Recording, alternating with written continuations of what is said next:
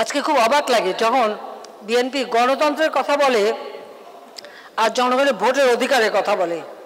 আরে ভোটের অধিকার কেড়ে নেওয়া, ভোট কারচুপি করা, সিল মেরে বাক্স ভরা, হ্যাঁ না ভোটের নামে হ্যাঁ ভোটেরই বাক্স ভরা, এগুলি কে করেছে? এগুলি তো জিয়াউর রহমানই শুরু করেছে। তো জিয়াউর রহমান অবৈধভাবে ক্ষমতা দখল শুরু করেছে। তো ওদের জন্মটাই তো হয়েছে অবৈধভাবে ক্ষমতা দখলকারীর হাতে। ওদেরকে বাংলাদেশের জনগণ বিশ্বাস করবে কিভাবে? তার উপর এই হত্যাকাণ্ড। সংবিধান সংশোধন করেছি, যা হবে সংবিধান মোতাবেক হবে, তার থেকে এক চুলও নড়া হবে না। বাস। দীর্ঘদিনের একটা সংগ্রাম, যে জনগণের ভোটের অধিকার সেটা তারা নিজেরা প্রয়োগ করবে। এই নির্বাচনের মধ্য দিয়ে সেটা সুষ্ঠুভাবে পরিচালিত হয়েছে। আজকে হয়ে গেছে রেজাল্ট, এখনও গেজেট নোটিফিকেশন হয়নি, তা আমাদের অপেক্ষা করতে হবে, কারণ সম্পূর্ণ রেজাল্ট আসলে গেজেট নোটিফিকেশন করবে, তখনই ওট টেকিং হবে। বিএনপি যদি বেশি বাড়াবাড়ি করলে আবার জেলে পাঠিয়ে দেবো, কোনো চিন্তা নেই।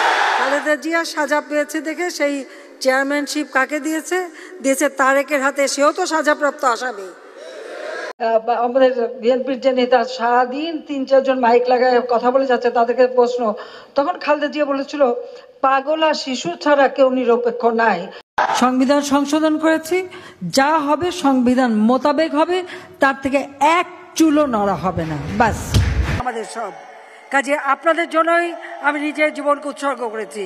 আজকে আপনারা এই সবাই সমবেত এখানে যারা মাঠে আছেন বা দূরে যারা আছেন, হয়তো দূরে আছেন কিন্তু আপনারা দূরে নেই, আপনারা আছেন আমার অন্তরে। সরকার, স্মার্ট ইকোনমি, স্মার্ট সোসাইটি আমরা গড়ে তুলব। 41 সালে বাংলাদেশ হবে উন্নত, সমৃদ্ধ, স্মার্ট, সোনার বাংলা, যে স্বপ্ন জাতির পিতা দেখেছেন। এবং এবারে আমি বারবার নির্দেশও দিয়েছি যে জনগণের ভোটের অধিকার, আমার ভোট আমি দেব, যাকে খুশি তাকে দেব। জনগণের সেই অধিকারটা নিশ্চিত করেই আমরা নির্বাচন করব। এখানে আমরা কোনো হস্তক্ষেপ করবো না। নির্বাচন কমিশন অবাধ নিরপেক্ষ নির্বাচন করবে। কিছু না হোক, নির্বাচনের কি বলে নমিনেশন বিক্রি করা, এটাও তো একটা ব্যবসা তাদের।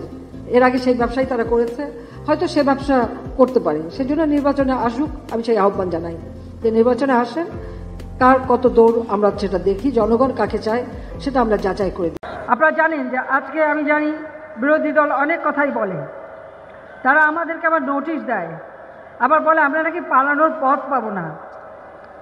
আমি এই বিএনপি জামাত জোট যারা হয়েছে তাদের জিজ্ঞাসা করি, পালায় কে? আওয়ামী লীগ কখনো পালায় না, পিছু হটে না।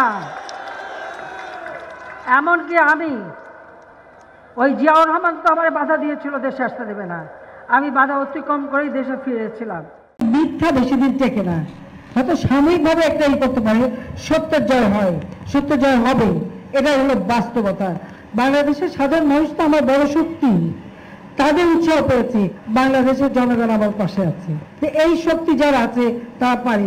আজকে আমরা করে দেখিয়ে দিলাম যে বাংলাদেশ পারে। জাতিপিতা 7ই মার্চের ভাষণে জাতিপিতা কি বলেছিলেন? যে কেউ দাবায় রাখতে পারবে না। তা বাংলাদেশের মানুষকে কেউ দাবায় রাখতে পারবে না। আর 10 দফা নয়, এবার 1 দফা শেখ হাসিনাকে কবরস্থানে পাঠাতে হবে, এই 1 দফা। প্রধানমন্ত্রী এটা তো একটা সাময়িক ব্যাপার, কিন্তু আমি তো বঙ্গবন্ধু শেখ মুজিবের মেয়ে। আমি দেশও বেচি না, দেশের স্বার্থ বেচি না। আমি সবসময় দেশের স্বার্থ রক্ষা করেই চলি। তার জন্য অনেকবার ক্ষমতা আসতেও পারিনি, আমার কিচ্ছু আসে যায় না।